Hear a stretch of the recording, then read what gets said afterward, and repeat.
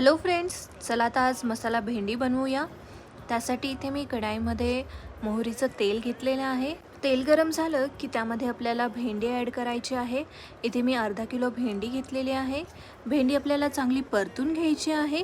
भेंडी परतली की ती आपल्याला प्लेटमध्ये काढून घ्यायची आहे आणि मग त्याच तेलामध्ये थोडेसे जिरे, हिंग आणि कांदा ॲड करून छान परतून घ्यायचा आहे। कांदा परतला की आपल्याला त्यामध्ये अद्रक लसूणची पेस्ट ॲड करायची आहे आणि 1-2 मिनिटं परतून घ्यायचं आहे।